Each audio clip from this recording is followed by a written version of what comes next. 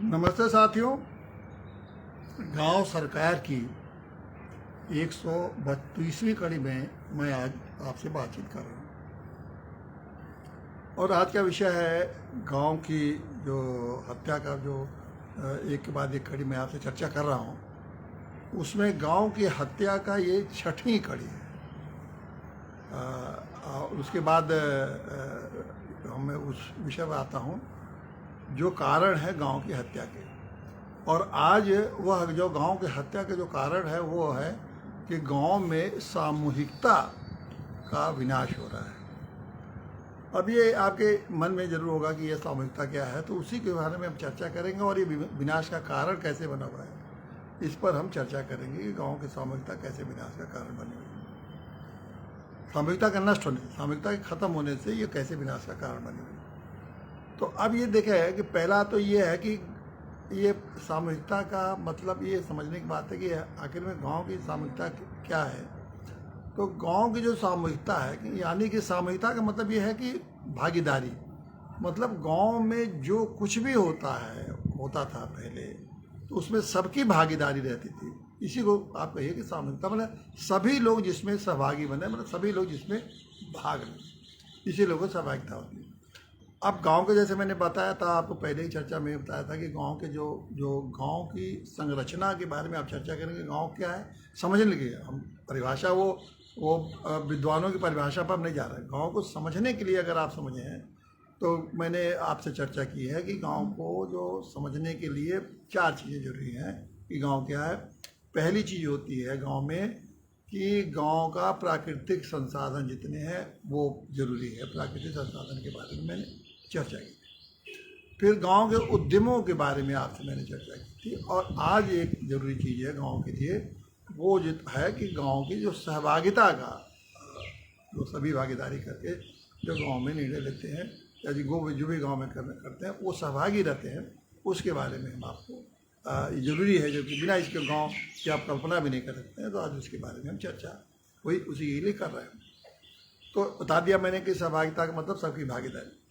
अब थोड़ा सा आपको गांव के जो प्राचीन गांव की हालत के बारे में थोड़ी बताऊंगा कि जो प्राचीन काल में गांव थे। एक बात आप जान लीजिए कि भारत में ये जो गांव की सरकार या गांव की जो ग्रामीण व्यवस्था है कोई नई नहीं है, ये हमारी प्राचीन व्यवस्था है। सबसे बड़ी महत्वपूर्ण बात है, बाकी दुनिया के तमाम देश में गांव नहीं थे, उन्होंने सीधे शहर विकसित किया और या जंगलों में लोग रहते थे, उसमें जाके जंगल से लोग काट के वहाँ नए लोगों को बसाना शुरू किए। लेकिन गांव में जंगल में जो लोग रहते ही थे, लेकिन भारत में, लेकिन एक गांव एक सुव्यवस्थित आदमियों ने एक गांव बनाए थे जो सुव्यवस्थित एक व्यवस्था थी। और जिसको क्या कहता था कि उनको मानते थे कि हमारा गणतंत्र है। मतलब गांव एक गणतंत्र के रूप में अपना स्वशासित होता था। मतलब गांव की सारी व्यवस्था गांव के लोग गणतंत्र के रूप में चलाते थे।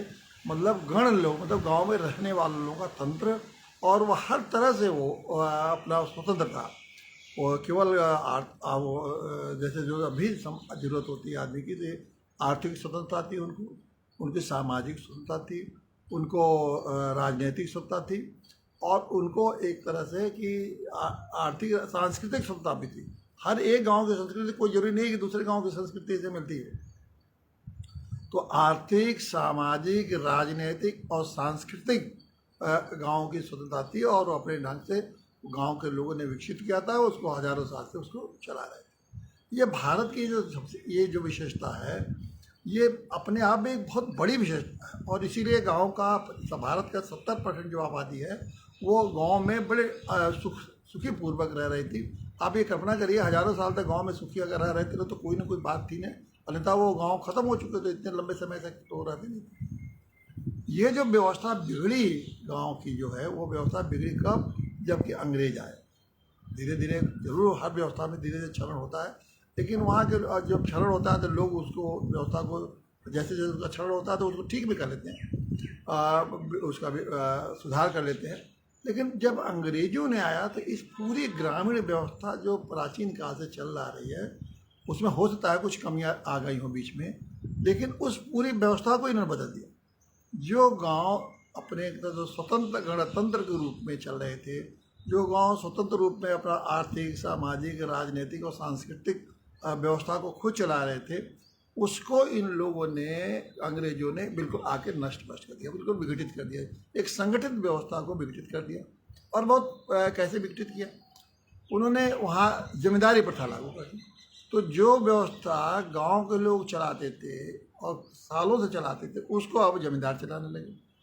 अब जमींदार व्यवस्था गांव को चलाएगा तो सब आप जानते ही हैं कि सारे जमींदार अनपढ़, गंवार और जातीय प्रभुत्व के आधार पर वो सब व्यवस्था चलाते थे, जो जितनी अपनी समझ थी, जितनी अक्लमंदी थी, उस हिसाब से चलाते थे। और सब एक से एक जमींदार अपना, वो एक शासक के रूप में, अंग्रेजों के चमचे और शासक के रूप में गांव स्तर पर वो अपने को स्थापित करने लगे थे।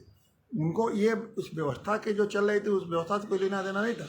एक तरह से छोटे शासक के रूप में गांव को चलाने लगे और बिल्कुल अपनी लोभ और द्वेष और अंग्रेजों की चमचागिरी, अंग्रेजों की खैर खुदमतगिरी, यही समय लगे रहते थे और गांव का शोषण करते हुए सारी उनको जो एक प्राचीन व्यवस्था थी, खास करके जो सारे गांव को मिल के जो लोग काम करते थे, उसको छिन्न भिन्न कर दिया और उनको एक प्रजा का रूप दे दिया। प्रजा का मतलब कि हमारा गांव के लोग जो हैं जमींदार के नौकर चाकर हैं और जैसा जमींदार चाहेगा वैसा करेंगे। और उसके बाद धीरे धीरे 100-200 साल में वो बिल्कुल छिन्न भिन्न हो गया।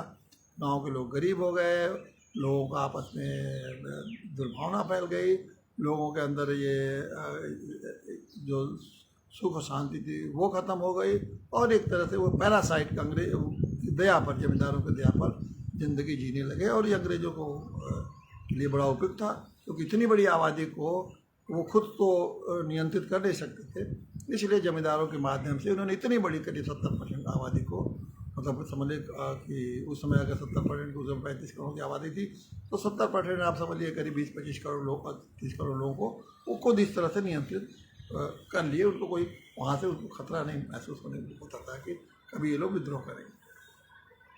तो ये स्थिति तो जब ये स्थिति होगी तो कौन, सहभागिता अपने आप में ख़त्म हो गई।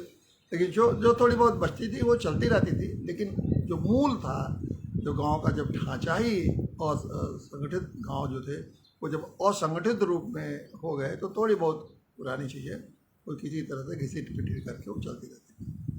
तो ये आपकी सहभागिता का अंग्रेजों ने था। अब देखिए, जब देश आज़ाद हुआ तो देश के आज़ाद को होने के बाद इस बात को समझना चाहिए था कि मुझे अपने गांव को पुनर्गठित करना है और न कि उस गांव को अंग्रेज़ों की तरह से ही चलाना है। तो गांव को पुनर्गठित करने के लिए जो अगर सामान्य रूप से भी अगर सोचा जाता तो ये होता है कि जो गणतंत्री व्यवस्था गांव की थी, जिसमें कि आर्थिक, सामाजिक, राजनीतिक और सांस्कृतिक जो उनकी अपनी व्यवस्था थी, विरासत थी, उसको कुछ संशोधन नहीं करके जस के तथ्यों को 200 साल में आप चीज़ों को उसी रूप में तो आप रख नहीं सकते। 200 साल तक जो संगठित गांव थे और संगठित हो गए, तो बहुत सारे जो मूल्य हैं वो ध्वस्त हो गए। जो लोगों के बारे में एक दूसरे के अंदर भावना थी, सद्भावना थी, ये सब ध्वस्त हो गए। तो वो है पूरी की तरह से उसी रूप में आ जाएंगे, ये तो आप सोचना भी एक मूर्खतापूर्ण बात है। ऐसे तो आ गए, लेकिन मूल तत्व तो ये रहता कि हमें जो गांव जो हमारे गणतंत्र थे उनको गणतंत्र के रूप में ही पुनर्स्थापित करना है। तो अब देश आज़ाद हुआ तो गणतंत्र के रूप में अगर पुनर्स्थापित करते तो धीरे धीरे गांव वो अपने आज 75 सालों में तो मैं समझता हूँ कि निश्चित रूप से जो गणतंत्र की जो मूल धारा उस रूप में गांव स्थापित हो गए होते और कुछ गांव बहुत कुछ बदल चुके। लेकिन इन लोगों ने गणतंत्र के रूप में नहीं स्थापित किया, बल्कि इन्होंने ये समझा देश के आज़ाद ये बात संविधान सभा में बहस हुई और सभी आप जानते हैं कि गांधी जी यही चाहते थे कि गणतंत्री व्यवस्था के रूप में भारत की जो गाँव की गणतंत्री व्यवस्था है, जिसमें वो सब कुछ अपने हर चीज़ मामले में स्वतंत्र हैं, सब कुछ अपना देखते हैं, उसी के आधार बना के और भारत के जो लोकतंत्र है उसको संगठित किया जाए। लेकिन वो गांधी जी की इस बात को किसी ने मानी नहीं। फिर भी हमारे जो मैं बता चुका हूँ ये सारी बातें, फिर भी जो हमारे संविधान बना तो उसमें इन्होंने कह दिया कि इसको जो directive principle of state policy में रख दिया जाए। आने वाले समय में जब वक्त आएगा तो ये ग्रामीण ये गणतंत्र के बारे में व्यवस्था की जाएगी। तो उन्होंने उसका नाम दिया कि ग्राम पंचायतों को के बारे में कानून आने वाली पीढ़ियाँ बनाएं। ये भी मैं बता चुका हूँ आपको कि आने वाली पीढ़ियाँ क्या। फिर 1992 में संविधान में ये व्यवस्था लाई गई कि ग्राम पंचायतों की व्यवस्था लाई। तो लेकिन ये जो 92 में जो लाई गई संविधान में 73वें संशोधन के मामले से, तो इसमें तो उन्होंने एक तरह से फिर उसी, ये अच्छी बात है कि उन्होंने तमाम, इसके पहले भी बहुत से अध्ययन फिर ये सब बता चुका हूँ, मैं उसको दोहराना नहीं चाहता हूँ, पहले की कड़ियों में सारी बातें हो चुकी हैं। लेकिन उन्होंने एक दिया कि बिल्कुल करीब करीब मिलता जुलता, जैसे हमारे जो गणतंत्री व्यवस्था थी उसी तरह के गणतंत्री व्यवस्था इस संविधान में उन्होंने किया। लेकिन इसकी एक सीमाएं ये कर दी कि ग्रामीण विकास के लिए केवल ये व्यवस्था लागू की।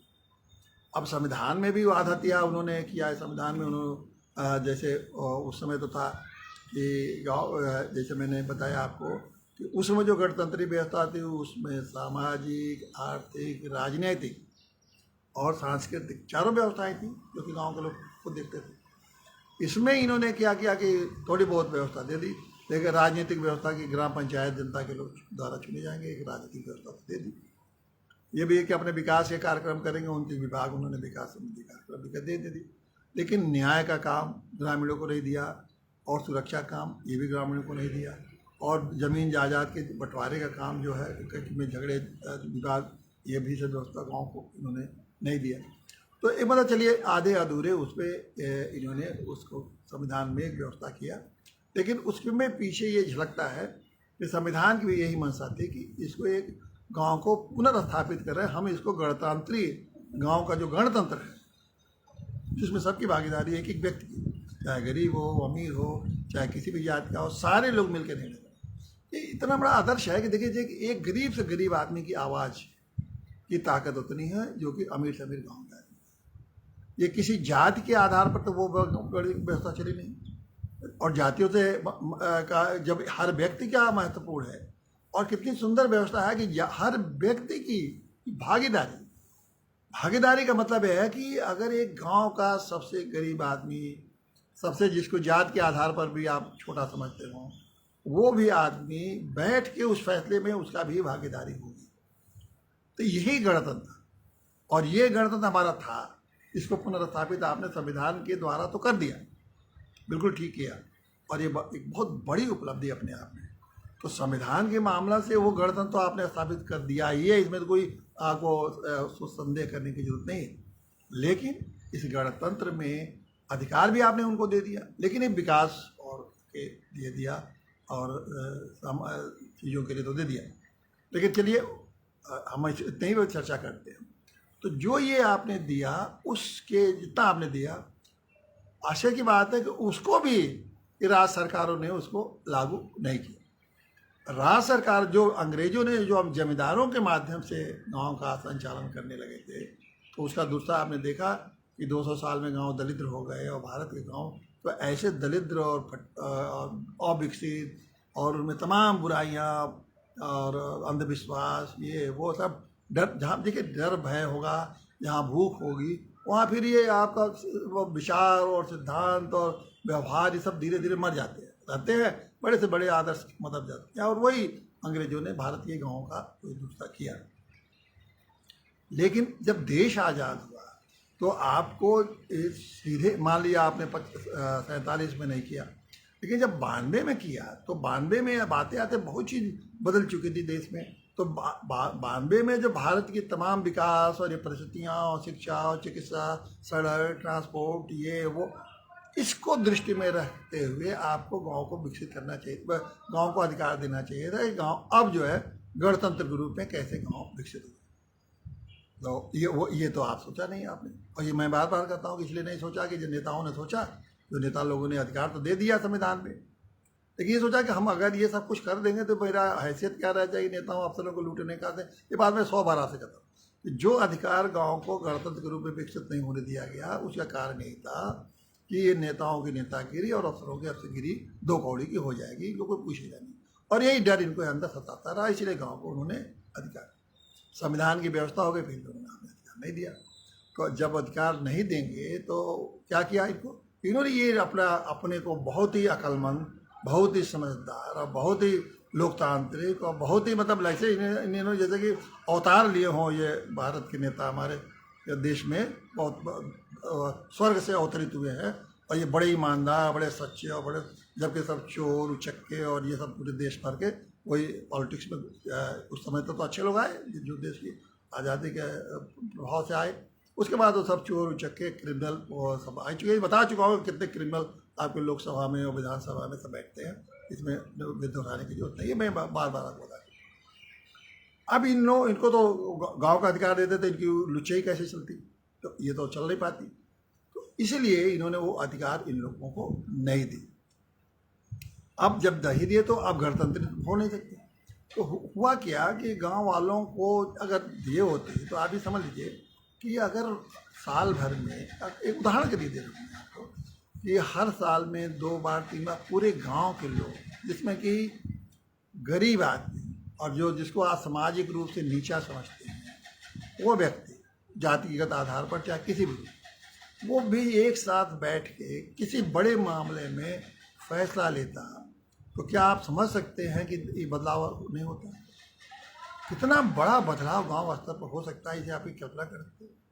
और संविधान और उस निर्णय में उसकी भागीदारी होती तो उसका कितना आत्मगौरव बढ़ता, कितना उसके अंदर आत्मसम्मान। मैंने ये कहा, मान लीजिए उदाहरण के लिए कि मैं एक पंप लगाना है, गांव के पूरे लोग कह रहे हैं, आधे लोग कि भाई गांव के लोग तो हम यहाँ पंप लगेगा, और गरीब लोग मिलके वहाँ गरीब लोग सब कह रहे हैं कि नहीं, चाहे वो छोटी, जिसको आप छोटी जात समझते हैं उनकी भी उदाहरण लीजिए कि छोटी जात के लोग कह रहे हैं नहीं, हम ये पंप हमारे लगा, और तो अब क्योंकि बहुमत है उनकी तो वो कहेंगे यहाँ लगेगा तो वहाँ लगेगा।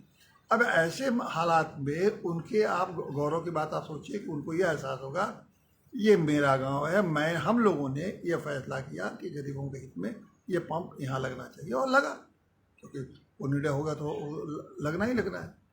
उसी तरह हर मामले में जब चुन के आएंगे, जो मंत्रिमंडल उनका गांव का होता है, तो हर वर्ग के लोग जब चुन के आएंगे गरीब, और एक साथ बैठ के नहीं हर मामले में निर्णय लेंगे, हर बजट में निर्णय लेंगे, हर क्रियान्वयन में ले लेंगे, हर योजनाओं में निर्णय लेंगे, तो उनको कितना आत्मगौरव होगा। तो ये जो आत्मगौरव की जो अनुभूति होनी थी वो तो खत्म हो गई। आपने सोचा कि सरकार के रूप में हम इसको चलाएंगे, अंग्रेजों ने जमींदार के रूप में चलाना शुरू किया, और आप जो है उसी चीज़ को दोहराया, उसी चीज़, क्योंकि आपके नेता चलाएंगे और आपके अफसर चलाएंगे। सीधे वहाँ जमींदार क्या था, अंग्रेजों का चमचा था, और ये अफसर किसके हैं, नेताओं के चमचे हैं। और नेता क्या है, वो सब गांव को संगठित करने में विश्वास नहीं करते, तो गांव को तोड़ने में विश्वास करते हैं, जातियों के आधार, वोट के लिए कुछ भी कर सकते हैं, क्राइम अपराध करा सकते हैं, उनको आपस में बांट सकते हैं, उनको एक दूसरे को गांव में लड़ा सकते हैं, उनको वोट चाहिए। तो अभी देखिए, अंग्रेजों से भी खतरनाक ढंग से इन्होंने गांव को विखंडित किया। अंग्रेजों के टाइम तक तो तब भी गांव में आपस में कुछ सहयोग होता था, आपस में बहुत हद तक बहुत सारे मूल्य बच चुके थे, क्योंकि जमींदार भी उसी गांव का रहता था, और जमींदार को लोक लज्जा के भय के नाते वो फिर भी बहुत हद तक वो जमींदार गांव के उन चीज़ों को जो मूल्य थे, जो मान्यताएं थी, उनसे जल्दी वो उसका हस्तक्षेप नहीं करता। और उस जमाने में भी गांव के लोग करीब रहन सहन और उत्सव सब एक जैसा था, इतना भेद नहीं था कि वहाँ एक दरिद्र हो और एक आदमी गांव का जमींदार खरबपति, जैसे कि शहरों में होता है। शहरों में क्या है, शहर की ज़िंदगी को आप देखिए, एक आदमी फुटपाथ पर है तो जिस फुटपाथ पर सोता है उसी के बगल में एक खरबपति का बंगला खड़ा हुआ है, बड़े ऐशो आराम की ज़िंदगी जी रहा है, और वो सामने फुटपाथ रहता है। ये गांव में ऐसा कभी कहीं आपको देखने को नहीं मिलेगा। ये जमींदार खरबपति है और उसी के सामने फुटपाथ पर एक गरीब आदमी वहाँ इस तरह से ले रहा है।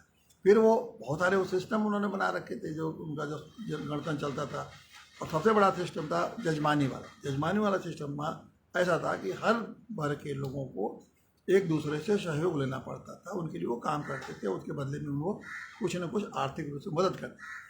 तो ये स्थिति कभी नहीं बनी कि गांव के लोग, उस जमाने में बात कर रहा हूँ, ये सब अंग्रेजों के पहले वाली बात है। अंग्रेजों के आपके दिमाग में सिर्फ जो अंग्रेजों के समय का जो गांव है, आज के पूरे देश के तमाम लोग जो इस पर बहस करते हैं गाँव के बारे में, उनके वो दिमाग में वो जो अंग्रेजों के बाद का जो गाँव है वो आता है। अंग्रेजों का पहले जो गाँव है, अगर उसको देखना हो तो मैं तो अंग्रेजों को कुछ इस मामले में कोई भी धन्यवाद दूंगा, तो वो कि उन्होंने बहुत सारी, कई अंग्रेजों ने किताबें गांव के हमारी जो व्यवस्था थी उस पर किताबें लिखी है। अगर उनको आप पढ़िए तो उससे वो बहुत जगह उन्होंने इस भारत के ग्रामीण व्यवस्था की इतनी प्रशंसा की है कि आपको खुद को लगेगा कि हमारे गांव कैसे थे। लेकिन जब अंग्रेज के बाद जो भारतीय जो व्यवस्था, अंग्रेजों के बाद जब भारत में जो लिखने पढ़ने वाले और पूंजीपति और पैसे वाले जब उनके अंग्रेजों के चमचे आ गए, तो वो सब चमचे ही थे, वही तो अंग्रेजों के शासन में गुलामी के समय में वही आगे बढ़ा जो कि उनके चमचा था, उनका हम मिलाने वाला था। इन लोगों की जो लिखी हुई चीज़ों को आप समझेंगे, इन लोगों की बताई हुई चीज़ों को समझेंगे, तो आपको सब कुछ नहीं लगेगा कि ये गांव तो बिल्कुल बेकार गांव थे, किसी लायक नहीं थे, गांव देखने लायक नहीं थे। लेकिन ये उनको ये नहीं पता है कि वो गांव को किस तरह से अंग्रेजों ने जिम्मेदारों के हाथ में सौंप के किस तरह से बर्बाद किया, ये उनके समझ नहीं आता। सारे उद्योग धंधे खत्म हो गए, उनकी सोच बद खत्म हो गई, उनका पर्यावरण खत्म हो गया, उनकी नैतिकता खत्म हो गई, उनकी मौलिकता खत्म हो गई, उनके उत्सव खत्म हो गए, उनके स्थानीय संसाधन खत्म हो गए। ये कोई नहीं बताया। ये सब क्या अंग्रेजों ने और उनके चमचे जमींदारों ने, क्योंकि वो सब मूर्ख थे जमींदार ज़्यादा थे, 99% जमींदार हमारी चलिए सब मूर्ख थे। उन मूर्खों ने इन अंग्रेजों से मिलकर उसको ऐसा किया। लेकिन उससे बड़े मूर्ख ही आ गए सब। जब देश आज़ाद हुआ तो इन मूर्खों को मुझे हैरत होता है कि इन समूह ने ये सोचा कि हम देश के भारत के गाँव को सरकार के माध्यम से सुधार। अब देश 75 साल हो गया, सरकार के माध्यम से सुधार हो रहा है गांव का? क्या सुधार हो रहा है? ये मैं बार बार कहता हूँ कि सड़क में चली गई, बिजली चली गई, ये चली गई, ठीक है, स्कूल खुल गए, अस्पताल छोटे मोटे चले जा रहे हैं, सब हो गए। लेकिन बनेगा गांव बना क्या वो गणतंत्र बन गया? क्या गांव खुशहाल जगह बन गई? क्या गया पर्यावरण की दृष्टि से सुंदर गांव बन गया? क्या लोगों में प्रेम और मोहब्बत के हो गया? क्या वहाँ सुख और शांति आ गया? संसाधन भेज दिया, और संसाधन भेज के गाँव को क्या बनाया? गाँव को संसाधन दे के आपने शहर की पूंछ बना दी। यही मैं कहता हूँ। इन्होंने 75 साल में देश की आज़ादी के बाद ये तमाम प्रयोग किए, और कभी कोऑपरेटिव बनाओ, कभी ये बनाओ, लेकिन हर में लोगों को सहभागिता कराओ, लेकिन राज्य उसमें हरदम उंगली लगाए रहा कि नहीं, हमारे हाथ से नहीं निकलेगा। इन राज्य ही अब गांव को विकसित करेगा। और राज्य गांव को क्या विकसित किया? कि राज्य गांव को ऐसा विकसित किया कि गांव जो है शहर के पूंछ बन के रह गए। बता चुका हूँ शहर के पूंछ क्या है, और शहर पूंछ बनाते चले जा रहे हैं। इन शहर के पूंछ की हालत जो गाँव में हुई है, ये हालत ये है कि अब गाँव में जैसे शहर का गंदगी है, कि शहर में एक आदमी तो गाँव में आपको रहेगा, ये शहर में ये दलित रहेगा और दूसरा अरबपति खरबपति रहेगा। इतना भेद उसके रहन सहन, उसके खान पान की, वो इंसान समझता ही नहीं है। उसी तरह से अगर ये जो नेता और ये जो अधिकारी हैं, वो गांव को जिस तरह का मॉडल विकास डेवलप कर रहे हैं, वो भी वही शहर का एक छोटा सा पूंछ वाला मॉडल वहाँ भी कुछ दिन में देखेंगे आप। ये गाँव में वहाँ भी दलित रहेंगे, 4 लोग दलित रहेंगे, और उसी में 2-4 लोग जो है उनके यहाँ एसी लग जाएगी, उनके यहाँ बड़े बड़े शांत होटल हो जाएगा। हो सकता है उनके गाँव में उनका हेलीकॉप्टर भी उतरने लगा। अब तब और उसको कहेंगे देखिए गांव का विकास है, अब गांव में हेलीकॉप्टर उतर रहा है, गांव में एसी लगा हुआ है, और गांव में तो सारी गाड़ियाँ खड़ी हुई हैं गांव में। होगा क्योंकि वो जो जाएंगे वो गांव के संसाधनों को लूट के और बाहर और का पैसा लेके गांव के लोगों को लूटने के लिए अपनी व्यवस्था गाँव बनाएंगे, और ये कहेंगे कि देखिए गाँव में तो ये सब व्यवस्था हो गई। अब ये इससे बड़ी व्यवस्था क्या हो सकती है? गाँव में हेलीकॉप्टर उतर गए, गांव में एसियाँ सब लोग लग गई, बड़ी कारें खड़ी हैं, खान पान रहन सहन उनका देखिए कि शहर से गांव से कम नहीं है, और गांव से वही हेलीकॉप्टर उतरते हैं और दिल्ली बम्बई जा रहे हैं। वाह, क्या गांव बन गया! और पूरे देश के लोगों को लगेगा कि वाह गाँव में तरक्की हुआ। और आज बहुत सारे पढ़े लिखे लोग इस तरह से कहते हैं कि गाँव में तो बहुत अच्छा विकास हुआ है। आप कहते हैं गाँव विकास नहीं हुआ। ये सब वहाँ सड़क पहुँच गई, बिजली पहुँच गई, वहाँ स्कूल खुल गए, वहाँ साफ दवा भी पहुँच रही है। लेकिन इनसे ये पूछिए कि आने वाले समय में किस तरह से बेकार बेरोजगार गांव में बेतहाशा बढ़ते जा रहे हैं। इनसे ये पूछिए कि गांव के लोग एक दूसरे को देखना नहीं चाहते हैं। हर आदमी एक गांव से ईर्ष्या करता है, द्वेष करता है वो।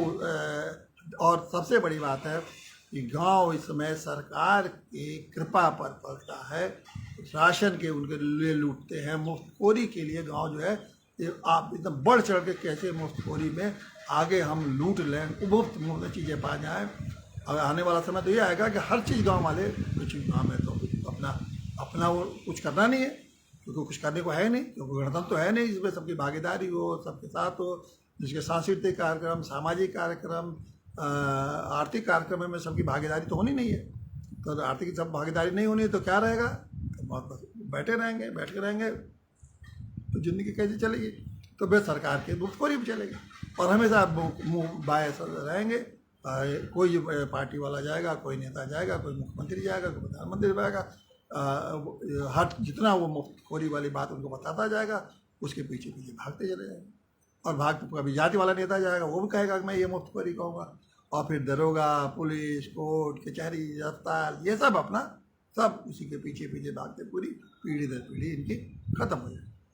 और तो ये जो उनका विकास हुआ ये संविधान के आने के बाद है। लेकिन मैं आप कहता हूँ कि अगर गांव सरकार को आपने स्थापित किया तो जो सहभागिता का आधुनिक तरीका है जिसमें कि बिल्कुल सत्ता गांव के हाथ में आ जाएगी, एक जनतंत्र, वो वास्तव में नए ढंग का संवैधानिक व्यवस्था थी।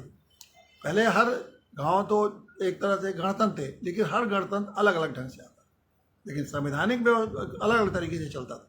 लेकिन अगर संवैधानिक व्यवस्था से जो गांव सरकार आ गई तो ये जो गणतंत्र बनेगा वो एक बहुत ही मजबूत और वैधानिक स्तर का गणतंत्र बनेगा। और ये गणतंत्र सब कुछ अपनी व्यवस्था को खुद चलाएगा और फिर देखेगा एक गांव में ये अब सब कुछ रक्षा कर लेगा, अपने गांव की पुनर्जीवित भी करेगा और आगे चल के अपनी न्याय व्यवस्था भी रखेगा और न्याय व्यवस्था के साथ साथ अपनी सुरक्षा व्यवस्था भी विकसित करेगा। तो ये स्थिति ये आएगी कि गांव में आपस में द्वेष घृणा खत्म हो जाएगी, सारे लोग सब एक साथ काम करने लगेंगे, फिर उनकी सबकी एक जो मौलिकता है और फिर हमारी जो संस्कृति है, फिर हमारी जो सामाजिकता है, जो हम प्राचीन काल से भारत हजारों साल से जिसको अक्षुण बनाने की कोशिश कर रहा है, वो सब पुनर्जीवित हो जाएंगी। और जब पुनर्जीवित तब मैं बार बार कहता हूँ, जब हमारी वो संस्कृति, हमारी सामाजिकता, हमारा संपन्नता और हमारे आर्थिक तंत्र ये पूरा हमारे अगर गांव के तैयार हो जाएंगे और मजबूत हो जाएंगे, तभी हम इस लायक होंगे कि दुनिया को मार्गदर्शन भी दिखाएं। आज सारी दुनिया बेचैन है कि कौन सा ऐसा मॉडल हम लाएं जिससे कि हम शांति से सुख से रह सकें। और उस मॉडल में जो हमारी मॉडल है उसमें एक जान लीजिए, एक सबसे बड़ी बात थी कि जहाँ सामाजिक आर्थिक मॉडल था, सामाजिक मॉडल था, राजनीतिक मॉडल था और सांस्कृतिक मॉडल था, उसके साथ साथ एक आध्यात्मिक मॉडल भी था गाँव। ये वो आध्यात्मिक मॉडल सबको बांध के रखा था। तो एक आध्यात्मिक मॉडल जो कि दुनिया को आने वाले समय में सिर्फ ये मॉडल इतना है कि इन चीज़ों के साथ जब तक आध्यात्मिक मॉडल को नहीं जोड़ेंगे, आध्यात्मिक विचार को नहीं जोड़ेंगे, तब तक दुनिया में शांति नहीं आ सकती। ये गांव में था। इसीलिए मैं कहता हूँ कि गांव, अब भारत के गांव तो दुनिया को चिराग की रोशनी दिखा सकते हैं, रोशनी दिखाते पूरी दुनिया, क्योंकि उसमें चार चीज़ों के साथ साथ एक पांचवा चीज़ था वो आध्यात्म, वो कई दुनिया के किसी देशों में नहीं थे। तो ये एक मॉडल बन सकता है। इसलिए जिस तरह से गांव का ये भारत के गांव है, गांव तो मैं कहता हूँ ये सिर्फ आप संभव है। आपने देख लिया जमींदारी से नहीं हो सकता गांव का विकास, आपने देख लिया सरकार तंत्र के माध्यम से नहीं हो सकता, आपने देख लिया नेताओं द्वारा नहीं हो सकता, आपने देख लिया कि ये इनके अधिकारियों द्वारा नहीं हो सकता। ये एक ही मॉडल है जो कि गांव के गणतंत्र की मॉडल है, जो कि टाइम टेस्टेड है, जिसको कि समय के साथ हजारों साल तक उसको प्रमाणित हो चुका है, देखा जा चुका है। लेकिन अब उस रूप में आप तो नहीं स्थापित करें, और इसीलिए संविधान में दिया है कि गणतंत्र के रूप में जो संविधान ने दिया उस तरह से गणतंत्र व्यवस्था बनाए, और इसमें हम जब एक बार लागू करेंगे तो धीरे धीरे इसको विकसित करेंगे। लेकिन मूल में वही हमारा रहेगा कि गणतंत्र जो हमारा ग्रामीण गणतंत्र, तो ग्रामीण गणतंत्र को मूल में रख के, उसको लक्ष्य में रख के जो व्यवस्था संविधान ने दिया, इसके आधार पर जब हम विकसित करेंगे तो आप देखिए देखते देखते हमारे गांव कहाँ से कहाँ पहुँच जाएंगे। और जब गांव हमारे आगे बढ़ेंगे तो भारत का तो भविष्य आप समझ लीजिए कितना उज्ज्वल और कितना मार्गदर्शक हो जाएगा। भारत एक देश ऐसा बनेगा जो दुनिया के लिए मॉडल बनेगा, दुनिया के लिए एक प्रदर्शक बनेगा, दुनिया के लिए ये उन सिद्धांतों को, विचारों को लेने के लिए तमाम लोग हमेशा आएंगे भारत में, लालायित रहेंगे कि भाई कैसा ये देश है। और है भी प्राचीन देश, मानते हैं लोग। एक प्राचीन देश ने जब दुनिया के सामने संकट खड़ा हुआ उस समय भी इस प्राचीन देश ने हमारे लिए मार्गदर्शन दिया और एक ऐसा रास्ता दिखाया जिससे कि फिर जो वसुधैव कुटुंबकम वाली स्थिति है फिर स्थापित हो जाएगी, वो भी हमारा ही आदर्श है वसुधैव कुटुंबकम। लेकिन एक जान लीजिए नेता और अफसर और राज्य और सरकार इनके पर भरोसा करेंगे तो सिर्फ आपका शोषण करेंगे, लूटेंगे और धीरे धीरे आपको समाप्त कर देंगे, आपके अस्तित्व को समाप्त कर देंगे। आप पीढ़ियाँ दर पीढ़ियाँ गरीबी, भूखमरी, मुफ्तखोरी, चोर चमरची, यही सब चीज़ों में लगी रहेंगी और नष्ट हो जाएगा भारत, हमेशा के लिए भारत नष्ट हो जाएगा। तो हमें गाँव को पुनर्स्थापित करना है, देश के गौरव को बढ़ाना है और दुनिया में एक मार्गदर्शक और पथप्रदर्शक बन के एक बार भारत को स्थापित करना, यही हमारे लक्ष्य भी है। और इसीलिए मैं गाँव सरकार के लिए इतना आपसे बार बार आपको बताता हूँ, समझाने की कोशिश कर रहा हूँ। और इस गांव की जो हत्या हो रही है, मेरी कोशिश है कि गांव की हत्या को रोकिए। गांव की हत्या तभी रुकेगी जब तक ये जो बात बता रहा हूँ, ये गांव सरकार स्थापित हो और फिर गांव सरकार उन लक्ष्यों को प्राप्त करने में आगे बढ़े। धन्यवाद साथी।